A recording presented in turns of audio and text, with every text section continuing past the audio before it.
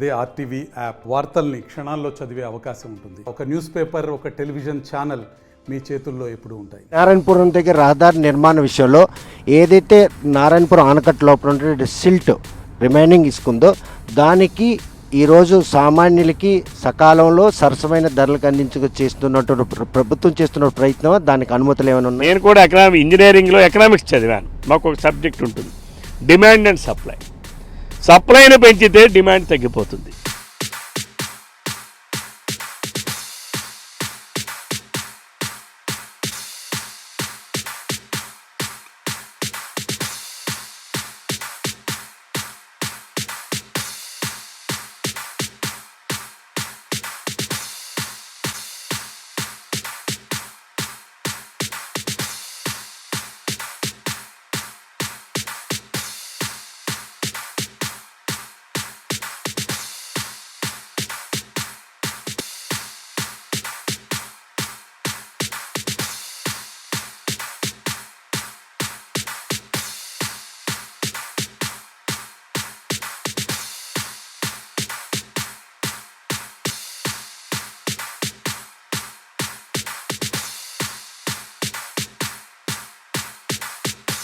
రాష్ట్ర నలుమూలలకు ఇసుక పెద్ద మొత్తంలో తరలించే జిల్లా ఏదైనా ఉంటే శ్రీకాకుళం జిల్లా. అన్ని లక్షల క్యూబిక్ మీటర్ అందు అలాంటి జిల్లాలో ఇసుక దొంగలు పడ్డారు. ఇది కదా పిచ్చోడు కదా, పిచ్చోడికి ఏం తెలుస్తుంది?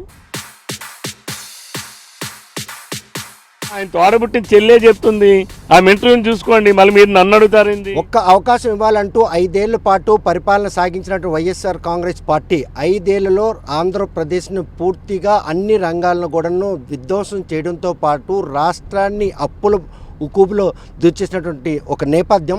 2024 సార్వత్రిక ఎన్నికల్లో రాష్ట్ర ప్రజలందరూ కూడాను అనూహ్యమైన రీతిలో కూటమి ప్రభుత్వానికి 164 స్థానాలు ఇచ్చారు. కూటమి ప్రభుత్వం ఏర్పడి 54 రోజులు కావస్తున్న గత ప్రభుత్వం చేసినటువంటి తప్పుల్ని కప్పిపుచ్చుకునేందుకు, ప్రజలకు వాటి చేసినటువంటి ఆ దుశ్చర్యలను చూపించేందుకు పవర్ ప్రజెంటేషన్ ద్వారా ముఖ్యమంత్రి ప్రయత్నిస్తున్న నేపథ్యంలో ఇచ్చిన హామీలను ఒక్కొక్కటి నెరవేర్చుకుంటూ వస్తున్న క్రమంలో ఈరోజు అసెంబ్లీలో రెండోసారి ఆమదాలవలస నుండి గెలిచినటువంటి కోన రవికుమార్ తనదైన శైలిలో ఇరిగేషన్తో పాటు విద్యా వ్యవస్థను కూడాను పూర్తిగా స్ట్రీమ్లైన్ చేయాలి, అదేవిధంగా పంచాయతీ వ్యవస్థలో ఏదైతే పంచాయతీ ప్రథమ పౌరులు ఆ వ్యవస్థను కూడా పూర్తిగా కనుమరుగు చేసినటువంటి జగన్మోహన్ రెడ్డి ఆకృత్యాలు ఎండగట్టి అసెంబ్లీలో తనదైన శైలిలో తన బాణిని వినిపించినటువంటి కోన రవికుమార్ ప్రస్తుతం ఉన్నారు. చూస్తే కనుక ప్రస్తుతం 54 రోజులు కావస్తుంది, పాలన ఇంకా గాడిలో పడే పరిస్థితి అయితే కనిపించదు. మీరు చెప్పేది వాస్తవం. పాలన గాడిలో పడాలంటే మరికొంత సమయం కావాలి. ఎందుకంటే ఇది గత 5 సంవత్సరాలు జగన్మోహన్ రెడ్డి గారు ఒక్క ఛాన్స్ అంటే ఒక అవినీతిపరుడికి ప్రజల అధికారం ఇచ్చారు, ఒక విధ్వంసకారుడికి ఇచ్చారు, ఒక ఫ్రాక్షన్ వ్యక్తికి ఇచ్చారు. అటువంటి వ్యక్తి చేసిన పరిపాలన విధ్వంసం నుంచి మళ్ళీ తేరుకోవాలంటే ఇంకా కొంత సమయం పడుతుంది. మొన్న మేము ఇచ్చిన వైట్ పేపర్స్ కూడా 100% ఇంకా పూర్తి సమాచారం ఉందని నేనైతే భావించడం లేదు. ఎందుకంటే ఎవరైతే వైసీపీ ప్రభుత్వం అధికారం ఉన్నప్పుడు ఏ అధికారులైతే తప్పులు చేశారో, ఏ అధికారులైతే జగన్మోహన్ రెడ్డి దోపిడీకి, వైఎస్ఆర్ పార్టీ నాయకులు దోపిడీకి సహకరించారు, ఆ అధికారులే ఆ స్థానాల్లో ఉన్నారు. మరి వాళ్ళు మాకు ఏ రకమైనటువంటి రిపోర్ట్ ఇస్తారు, ఏ రకమైన నివేదికలు ఇస్తారు? అసెంబ్లీలో పవర్ ప్రజెంటేషన్ చేసి గత ప్రభుత్వం చేసిన ప్రతి తప్పిదాన్ని కూడా ప్రజల దృష్టికి తీసుకెళ్ళి వారు హర్షించిన తర్వాతే చర్యలు చేపట్టేందుకు కార్యాచరణ రూపొందించే దిశగా అటు డిప్యూటీ సీఎం అటు ముఖ్యమంత్రి ప్రయత్నాలు సాగిస్తున్నారు. ఈ 54 రోజుల పరిపాలన అదే స్పష్టమవుతుంది. ఇది వాస్తవం. మేము వైట్ పేపర్స్ 5 పేపర్స్ ఇచ్చాం, అసెంబ్లీలో 3 పేపర్స్ పెట్టాం. ఈ 5 పేపర్స్ కూడా ప్రజల్లోకి డిస్కషన్కి వెళ్ళాలని మేధావులు ఆలోచన చేయాలి, విద్యావంతులు ఆలోచన చేయాలి, పామరుడు ఆలోచన చేయాలి. అన్నిటిని కూడా నిశ్చితంగా ఆ పేపర్స్ని చదవాలి, ప్రతి ఒక్కరు అర్థం చేసుకోవడానికి ప్రయత్నం చేయాలి. అందులో కూడా నేను అదే ఇందాక చెప్తున్నాను, 100% ఇంకా పూర్తి స్థాయి నివేదిక అది నేను భావించడం లేదు. ఎందుకంటే అధికారులు రూపొందిస్తారు. ఎవరైతే అవినీతికి సహకరించినటువంటి అప్పులు ఊబిలోకి నెట్టేసినటువంటి అధికారి ఎవరైతే ఉన్నారో, సత్యనారాయణ, ఆయన ఫైనాన్స్ సెక్రటరీ, ఆయన మొన్న వైట్ పేపర్లు ఇచ్చినప్పుడు కూడా ఆయనే కొనసాగాడు. ఆయన ఇచ్చిన నివేదికే, ఆయన చేసిన తప్పులు కూడా ఇంకా ఆయన కప్పిపుచ్చుతూ ఉన్నాడు. అంటే ఈ రాష్ట్రం 12 లక్షల కోట్ల రూపాయలు అప్పులు ఊబులోకి నెట్టడానికి కారకులుగా ఉన్నటువంటి అధికారులు ఇంకా ఉన్నారు వాళ్ళు. అలానే వైన్లో కావచ్చు, శాండ్లో కావచ్చు, మైన్స్లో కావచ్చు, ఏవైతే సహజ వనరుల దోపిడీలో కానీ అవినీతిలో కానీ అన్నిట్లో కూడాను ఇంకా ప్రక్షాళన చేయాల్సినటువంటి అవసరం ఉంది. ఇంకా పూర్తి స్థాయి ప్రక్షాళన జరగలేదు. ఇప్పటికీ కేవలం ఒక 20% అధికార యంత్రాంగం ప్రక్షాళన జరిగింది. కానీ ఇంకా కింద స్థాయి వరకు కూడా ప్రక్షాళన జరగవలసినటువంటి అవసరం ఉంది. ఎంత సమయం కావాల్సి వస్తుంది మీకు ఇంతలా లోతుగా ప్రస్తుతానికి శోధించే పని? అంటే జరిగినటువంటి అవినీతిని శోధించి ప్రజల దృష్టికి తీసుకెళ్ళి చర్యలు చేపట్టే మీ ప్రయత్నంలో ఇంకా ఎంత సమయం మీకు అవసరం? అంటే తప్పనిసరిగా నేను చెప్పాను, 5 సంవత్సరాల విధ్వంసాన్ని 5 రోజుల్లో చేసామంటే తెలుస్తుందా? అవినీతి ఏ స్థాయిలో ఇంకా ఎంత స్థాయిలో పెనిట్రేట్ అయ్యింది, ఎంత స్థాయిలో ఎంత అవినీతి జరిగిందని తెలియడానికి ఇంకా దానికి సంబంధించిన ఆ అవినీతి చేసిన ప్రోత్సహించిన అధికారులే ఉన్నారు ఇంకా ఆ స్థానాల్లో. వాళ్ళని ఐడెంటిఫై చేయడం ఇమ్మీడియట్గా ఏదో ఒకటే రోజులో జరిగిపోయే పని కాదు, నెల రోజుల్లో జరిగే పని కాదు అది. ఇప్పుడు ఆ ప్రక్రియలో ఉన్నాం. ఇట్ టేక్స్ ఇంకా 1 more month. ఎందుకంటే పూర్తి స్థాయిలో వాటిని విచారణకు వేయాలంటే విచారణకి ఏ అంశాలకి మేము ఆదేశించాలి, ఏ అంశాల్లో తప్పులు జరిగాయని మేము ఆదేశించాలి, లోతైన విశ్లేషణ జరగాలి, లోతైన రీసెర్చ్ జరగాలి. జరిగిన తర్వాత దానికి సంబంధించిన అన్ని అంశాలపైన తప్పనిసరిగా వేస్తాం. ఈరోజు ఆమదావుస్ నియోజకవర్గంలో నేను నిన్ననే అయ్యవారిపేట వెళ్ళాను. ఒకరి భూమిని ఒకరికి రాశారు.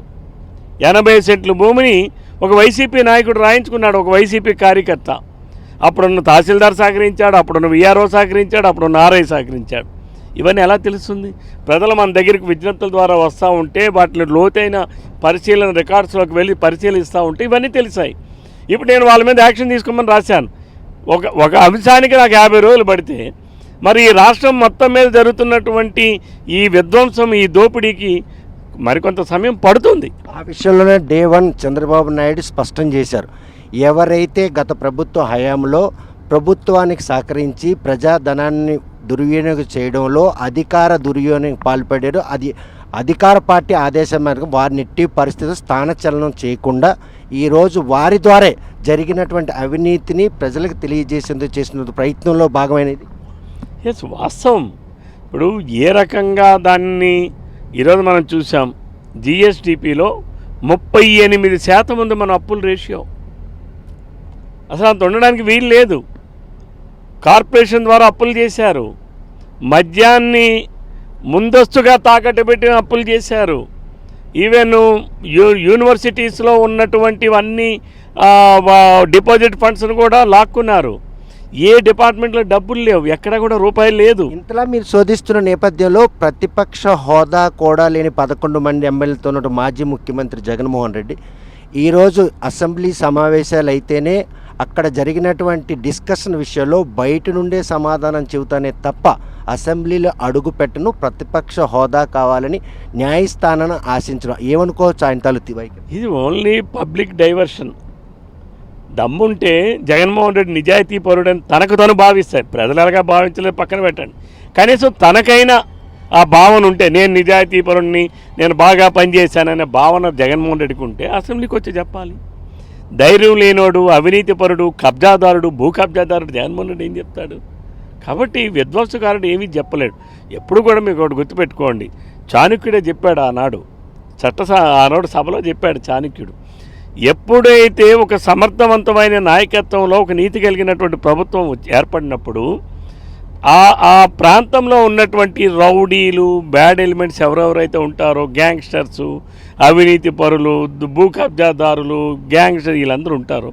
వీళ్ళందరూ కూడా ప్రజల్లో ఒక అభూత కల్పన సృష్టిస్తుంటారు.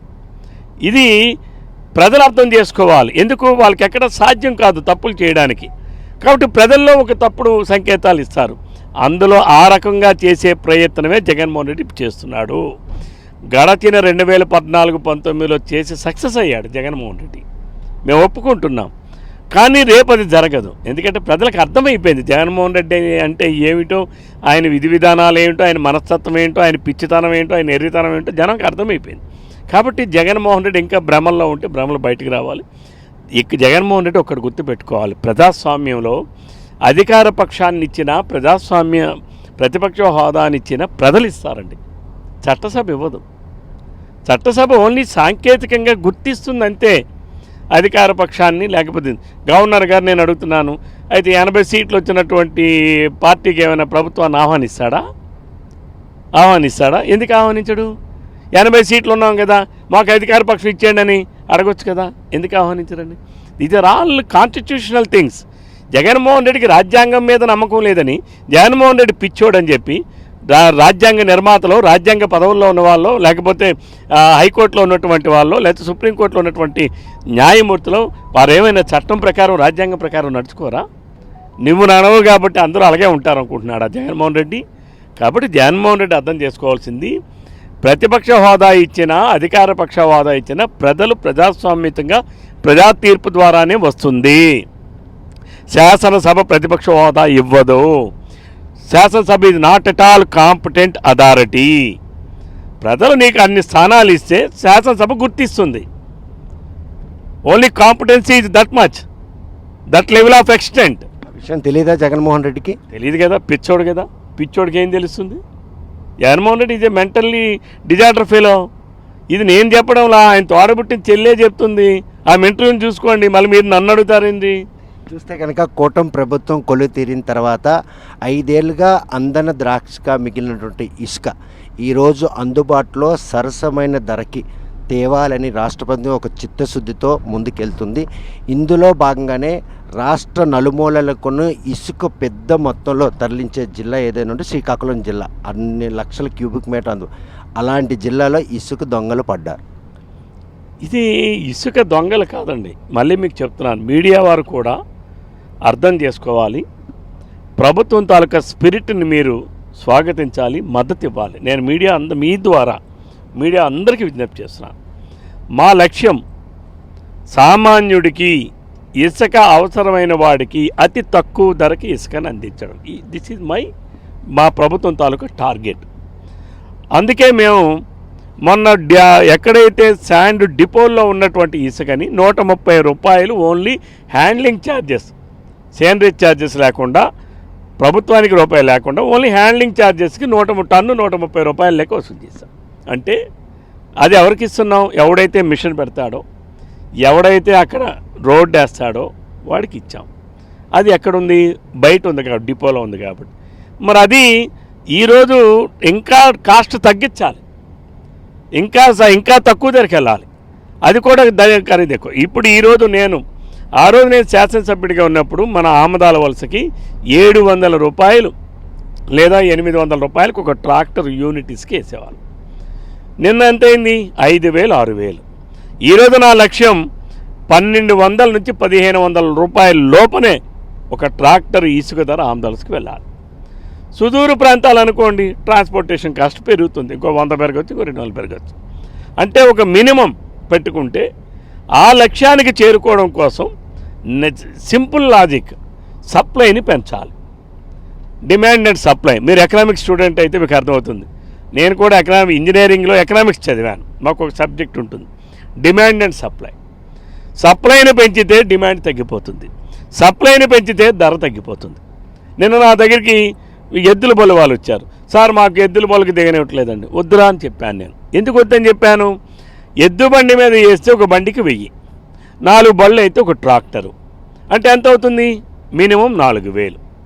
అదే ట్రాక్టర్లు ఇప్పుడు సంఖ్య పెరిగాయి అనుకోండి, 1,000-1,500కి వాడు ట్రాక్టర్ కూడా వేస్తే వీడు ఎద్దుల బండి మీద ఎవడు కొంటాడు? కాబట్టి మీరు కూడా యూ గో ఫర్ ట్రాక్టర్స్, మీరు కూడా ట్రాక్టర్లకు మారండి. నా లక్ష్యం, నా ఆలోచన, నేను ప్రభుత్వానికి కానీ ప్రభుత్వ అధికారులకు కానీ నేను చెప్పేటటువంటి సూచన, డిమాండ్ని ఎంత అయితే ఉందో సప్లైని పెంచుదాం, సప్లైని పెంచండి. ఇకనా దొంగలు అంటున్నారు, నేను అడుగుతున్నాను, మరి 130 రూపాయలు ప్రభుత్వం వసూలు చేశాం కదా, అంటే ఎవరికి ఇవ్వడానికి? అక్కడ ఎవరో వచ్చి తట్టల బుట్టలతో ఎమ్మెల్యేనో మంత్రుల్లో ఎమ్మెల్యేలో వచ్చి తట్టల బుట్టలు పెట్టేస్తారు కదా, ఎవరికోటి మిషన్ ఇవ్వాలి, ఆ మిషన్ ద్వారా లోడింగ్ జరగాలి, అక్కడ హ్యాండ్లింగ్కి అవసరమైనటువంటి రోడ్ సర్ఫేస్ ఉండాలి. అలానే అదే నదిలో నుంచి నేరుగా వెళ్ళింది అనుకోండి, ఇంకాస్త ధర తగ్గుతుంది. మరి నదిలోకి వెళ్ళాలనంటే కంపల్సరీగా రోడ్లు వేయాలి. అంటే నారాయణపురం దగ్గర రహదారి నిర్మాణ విషయంలో ఏదైతే నారాయణపురం ఆనకట్ట లోపల ఉండే సిల్ట్ రిమైనింగ్ ఇసుకుందో దానికి ఈరోజు సామాన్యులకి సకాలంలో సరసమైన ధరలకు చేస్తున్నటువంటి ప్రభుత్వం చేస్తున్న ప్రయత్నం, దానికి అనుమతులు ఏమైనా ఉన్నాయా? నారాయణపురంలో మీరు ఒకటి గుర్తుపెట్టుకోండి, మీరే చెప్తున్నారు, నారాయణపురంలో జరిగేది సిల్ట్ అండి. అది that sand will not used for construction. నిర్మాణ కార్యక్రమానికి ఆ ఇసుక పనికిరాదు. అది కేవలం ఎవరైనా ఎక్కడైనా ఫిల్లింగ్లకి మాత్రమే తప్ప కన్స్ట్రక్షన్కి అది పనికి రాదు. ప్రస్తుత పరిస్థితుల్లో కన్స్ట్రక్షన్కి ఇసుక సప్లై చేయడానికి నదుల్లో నీరుంది, ఎక్కడ కూడా రీచ్లు ఐడెంటిఫై చేసినా కూడా ఈసీలకి అయితే పెట్టాము, కానీ ఈరోజు మిషన్లు దించడానికి కానీ వరద వచ్చిందని చెప్పేసి మైనింగ్ అధికారులు చెప్తున్నారు. ఈ కొరతను అధిగమించేందుకు, వారి తాలూకు అవసరాలను తీర్చేందుకు ఎటువంటి చర్యలు చేపట్టారు? అందుకనే నేను కూడా అధికారులకు చెప్పాను, ఏదైతే మీరు కొన్ని రీచ్లు ముందు మీరు అనుమతులన్నీ ఇవ్వండి, ఇచ్చిన తర్వాత దాన్ని హ్యాండ్లింగ్ ఎలా చేయాలా ప్రభుత్వ విధి విధానాలు ఇస్తుంది. ఆ విధి విధానాలు ఇచ్చేటప్పుడు తప్పనిసరిగా ఆ విధి విధానాల పరిధిలోనే దాన్ని కంపల్సరీగా చేస్తారు. ఇక్కడ స్థానిక శాసనసభ్యుడిగా తప్పనిసరిగా దాన్ని నేను మానిటరింగ్ చేస్తాం. ఎందుకంటే అల్టిమేట్ గోల్ ఏంటి, నాకు మా ముఖ్యమంత్రి ఏదైతే ఉచిత ఇసుక విధానం ఉందో ప్రజలకి ఉచితంగా ఇసుకెళ్ళాలి, తక్కువ ధరకు వెళ్ళాలి, ఇది మా లక్ష్యం. కాబట్టి ఎవడు నదిలో రోడ్డు వేయాలి, ఎవడోడు వేయాలిగా, దాన్ని డైలీ మెయింటైన్ చేయాలి, వేయాలిగా. అక్కడ ఉండేది నారాయణపురం ఏంటి, desilting of work. Desilting it is only meant for the filling of the ఆ శాండ్ ఫిల్లింగ్కి పనికి వస్తుంది తప్ప కన్స్ట్రక్షన్ పనికి రాదు. దానికి వాళ్ళు ఆల్రెడీ ఎన్విరాన్మెంటల్ క్లియరెన్సెస్ ఉన్నాయి, అదర్ క్లియరెన్స్ కోసం పంపించారు. సరే, దానికి వాళ్ళు ఎంట్రెస్ట్మెంట్ ఇస్తారు. ఇదేమి రెగ్యులర్గా జరిగే ప్రాసెస్ ఇది. దాంట్లో ఎక్కడేమి ఎవడో దొంగ పడిపోలా. నేను చూశాను, వాడెవడో మాట్లాడుతూ ఉన్నారు, రోడ్డు మీద ఎక్కడో పాత ఫోటోలు తీసి పాత ఫోటోలు పెట్టి వాట్సాప్లో సర్క్యులేట్ చేశారు. అక్కడేమి యాక్టివిటీ జరగలేదే. ఏవైతే అనుమానాలు ఉన్నాయో ప్రజల కోసం ప్రభుత్వం చేస్తున్నటువంటి ఈ సదుద్దేశం ఉన్నటువంటి అనుమానాలను నివృత్తి చేసి అఫీషియల్గా దాని తాలూగా కంటెంట్ని ప్రజలకు తెలియపరిస్తే ఇటువంటి అపోహలు అపనిందలు ఉండవుగా. అంటే ఎవరు మాట్లాడుతున్నాడు? నిన్నటి వరకు ఇసుకని సహజ వనరులని దోపిడీ చేసుకుని ట్రాక్టర్ని 5-6 వేల రూపాయలకు అమ్ముకొని లారీ డ్రైవర్లు నాపి మధ్యలో నాపి డబ్బులు కలెక్షన్లు చేసుకొని రౌడీ మామూలు వసూలు చేసుకున్నటువంటి వ్యక్తులు మరి ప్రెస్ మీట్లు పెట్టో లేకపోతే ఎక్కడో వీడియోలను పంపించుకుంటే వాళ్ళకుండే శాంటిటీ ఏమిటి? ప్రజలు ఎవరైనా మాట్లాడారా? ప్రజలు మాట్లాడారా? మీరు ప్రజల అభిప్రాయాలు తీసుకోండి. ఎవరైనా ఇంటి నిర్మాణం చేస్తున్నారు, వాళ్ళకి ఎంత తీసుకొచ్చింది, ఎంత ధరకు వస్తుందో కనుక్కోండి. ఇంకా ఎక్కువ ధరలు ఉంటే నియంత్రిద్దాం, మీడియా దానికి సహకరించండి. నా లక్ష్యం ఒకటే, మా ముఖ్యమంత్రి గారు చెప్పినటువంటి లక్ష్యం ఏదైతే ఉందో, మా పార్టీ విధానం ఏదైతే ఉందో, మా ఉప ముఖ్యమంత్రి గారి విధానం ఏదైతే ఉందో వాటిని మేము నెరవేర్చడమే స్థానిక శాసనసభ్యులుగా మా బాధ్యత. ఇక్కడ ఉన్నటువంటి ప్రజలకి తక్కువ ధరకు వెళ్ళాలి, ఇక్కడి నుంచి ఇతర ప్రాంతాలకు వెళ్ళింది కూడా తక్కువ ధరకే వెళ్ళాలి, ఇది మా లక్ష్యం. అంతేగాని నిన్నటి వరకు దోచుకున్నోడు ఈ పతివ్రతల్లా మాట్లాడితే ఎలా? వీళ్ళే కదా దోపిడీ చేసింది. ఈ ఆమదావలసిన నియోజకవర్గంలో నేను అడుగుతా ఉన్నాను, అన్ని రీచ్లో దోపిడీలు చేశారు. నిన్నటి వరకు ట్రాక్టర్ ధర 5,000-6,000కి అమ్మారు కదా, ఎవరు అమ్మారు? వీళ్ళు కాదా? ఈ ప్రెస్ మీట్లు పెట్టిన వాళ్ళు కాదా? లేకపోతే ఇప్పుడేదో గుండెలు బాదుకున్న వాళ్ళు కాదా? ఈరోజు ఎంతకు వెళ్తుంది? మీరు మీడియాకు కూడా నేను విజ్ఞప్తి చేస్తున్నాను, స్టేక్ హోల్డర్స్ని అడగండి, వాళ్ళ అభిప్రాయాలు తీసుకోండి. తప్పులు ఎక్కడ జరుగుతున్నాయో అక్కడ నుంచి వస్తే మేము రెక్టిఫై చేస్తాం. అంతేగాని పసలైనటువంటి వాళ్ళు, అవినీతి పరులు, దోపిడీదారులు, నిన్నటి వరకు ఇసుకనే దోపిడీగా పరమావధిగా పెట్టుకొని దోపిడీ చేసిన వాళ్ళు మాట్లాడితే దానికి శాంటిటీ ఉండదు, దాన్ని పరిగణలోకి కూడా మేము తీసుకోం. నేను అధికారులు కూడా గట్టిగా చెప్తాను, ప్రజల నుంచి వచ్చేటటువంటివి తప్ప ఎనీ వైసీపీ పార్టీ నా పందికొక్కుల్లాగా ఇసుకని దిగమింగినటువంటి వాళ్ళు. నేనే చెప్పాను నిన్న సమావేశాల్లో, ఎందుకు ఇసుక అంత ధర అయింది, సీతారాం ఏమైనా పండించాడా, జగన్మోహన్ రెడ్డి ఏమైనా విత్తనం తెలి నాటాడా? నేనే అడిగా. ఎందుకు అడిగాను? అంత ధర ఉంది కాబట్టి. ఈరోజు ధరను తగ్గించాలనేది నా లక్ష్యం. తప్పనిసరిగా నేను సప్లైని పెంచుతా, సప్లైని పెంచమని ప్రభుత్వానికి కూడా విజ్ఞప్తి చేస్తా, అధికారులు కూడా చెప్తా. సప్లైని పెంచితే ధర తగ్గిపోతుంది. ఎప్పుడు ఎక్కడ కూడా డిమాండ్ ఎలా పెరుగుతుంది? ట్రాక్టర్లు తిరగకూడదు. ఎందుకు తిరగకూడదు? ఎందుకు తిరగకూడదు? ట్రాక్టర్ వాళ్ళు ఎక్కువ ట్రాక్టర్లు వెళ్తే ఆటోమేటిక్గా డిమాండ్ కానీ సప్లై పెరిగిపోతే రేట్ తగ్గిపోతుంది. మన మోటో అదే కదా. ఎందుకు దాన్ని పోలీసు వాడు పట్టుకోవాలి, ఎందుకు దానికి ఎస్సీబీ వాళ్ళు పట్టుకోవాలి? 4,000 5,000 కమ్మినాడు ఎందుకు ఈ యంత్రాంగంతో ఎందుకు కిమ్మనకన్నా ఉన్నారు? వీళ్ళే కదా అధికారులు, ప్రభుత్వాలు ఎమ్మెల్యేలు మారాము తప్ప అధికారులు వీళ్ళే కదా, అధికార బాధ్యతలు వీళ్ళే కదా. నిన్నటి వరకు ఎందుకు చేయలేదు? ఇప్పుడు ఎందుకు అరెస్ట్ చేస్తారు? జిల్లా అధికారులైనా, ఎస్పీ అయినా, డిఎస్పీ అయినా, కలెక్టర్ గారు అయినా వాస్తవ దృక్పథంతో ఆలోచించండి. అంతేగాని ఎవడో వైసీపీ వాళ్ళు మాట్లాడారు, పందికొక్కుల్లా దిగమింగిన వాళ్ళు మాట్లాడే వాళ్ళంటే ఆ మాటని జిల్లా యంత్రాంగం కూడా పక్కన పెట్టాలి.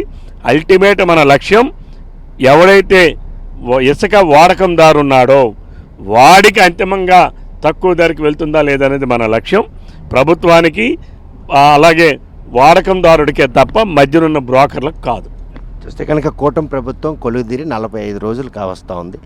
కోన రవికుమార్ వద్ద ఇంకా జనం తాకిడి అంతలా ఉండడానికి ఆయన దగ్గర ఉన్నటువంటి ఆ పవర్ ఏంటి?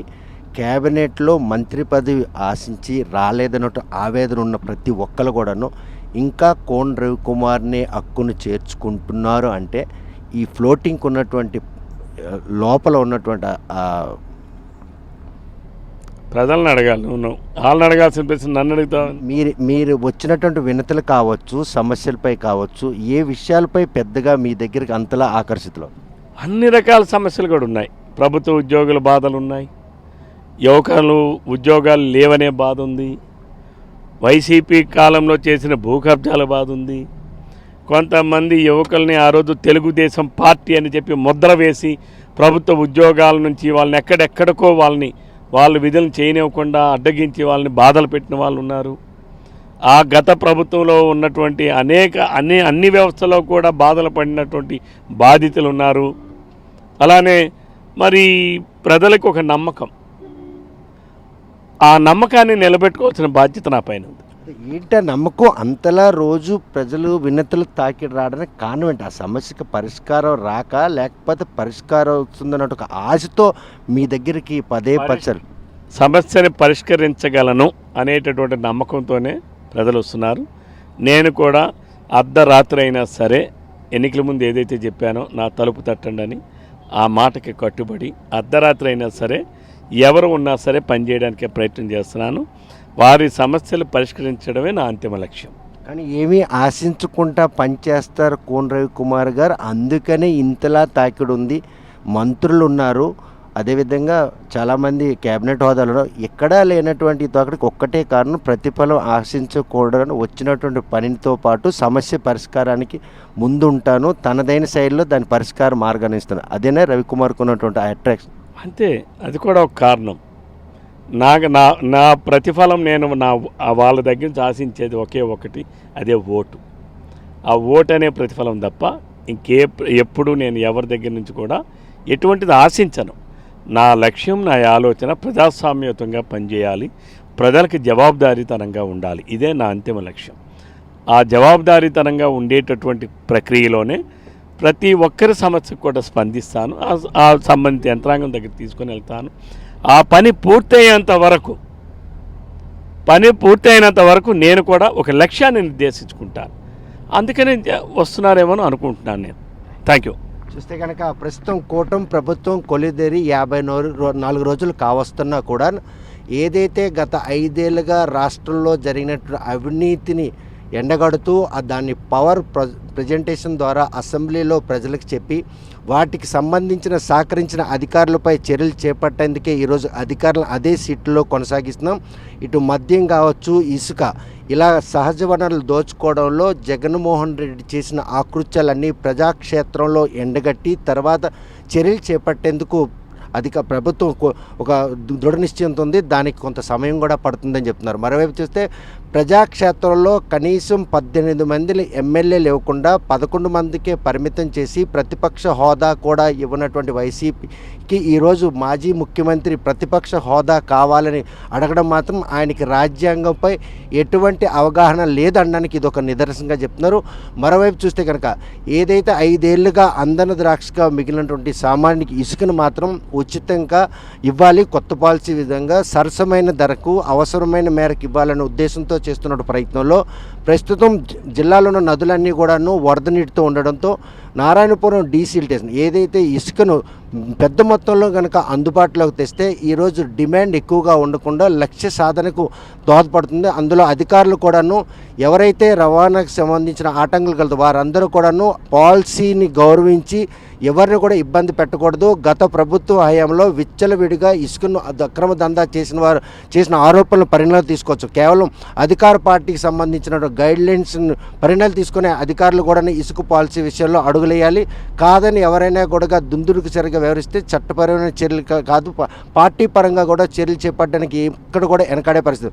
మరోవైపు చూస్తే తన వద్దకు పెద్ద మొత్తంలో బాధితులు అంటే సమస్యలు చెప్పడానికి కానీ ఏదైనా ఇతరత్ర అవసరాలకు ఈ రోజుకి వస్తున్నారంటే వారి సమస్యలను పరిష్కరిస్తారన్నటువంటి నమ్మకం, వారి బాధను అతిక్రమిస్తారన్నటువంటి ఒక నమ్మకం, ఈ రెండు వెర్సి ఆ సమస్య పరిష్కారానికి తాను వెంటపడి ఆ సమస్యకు పరిష్కరిస్తానని కాబట్టే ఈరోజు ఇంతలా తనకు ఆదరణ లభిస్తుంది. తనను నమ్మి ఓటేసిన ప్రతి ఒక్కరికి కూడాను అపరాత్రి అయినా అర్ధరాత్రి అయినా వారి సమస్య పరిష్కారానికి మాత్రం ముందుంటానని చెప్పి కోన రవికుమార్ స్పష్టం చేస్తున్నారు. ఈ విషయంలో ప్రస్తుతం ఇసుక దుమారం విషయంలో మాత్రం రాష్ట్ర ప్రభుత్వం ఏదైతే ముఖ్యమంత్రి ఉప ముఖ్యమంత్రి తీసుకున్నటువంటి కొత్త ఇసుక పాలసీలో సామాన్య మధ్యతరగతి కుటుంబీకులు ఎవరు కూడాను భవన నిర్మాణంలో ఇసుక కొరత ఉందన్నటువంటి ఆందోళన చెందకూడదు. దానికోసం ఎంతటికైనా వెళ్ళి వారికి కోరినటువంటి ఆ ఇసుకను అందుబాటు చేయడానికి మనం తనంతగా ప్రయత్నం చేస్తున్నారు. గత ప్రభుత్వం హయాంలో విచ్చలవిడిగా ఇసుకే ఆదాయంగా పెట్టుకుని దోపిడీ చేసుకున్న ప్రతి ఒక్కరికి కూడాను మింగుడు పడే పరిస్థితి లేదు. వారి ఆరోపణలు మాత్రం ఎట్టి పరిస్థితులు పరిణామాలు తీసుకోమని కోన రవికుమార్ స్పష్టం చేస్తున్నారు. వీడియో జర్నలిస్ట్ రాంకిస్తో సత్యం, RTV శ్రీకాకుళం. మరిన్ని వీడియోస్ కోసం ఛానల్ ని సబ్స్క్రైబ్ చేయండి. లేటెస్ట్ అప్డేట్స్ కోసం వాట్సాప్ ఛానల్ ని ఫాలో చేయండి. అండ్ లింక్ డిస్క్రిప్షన్ లో ఉంది.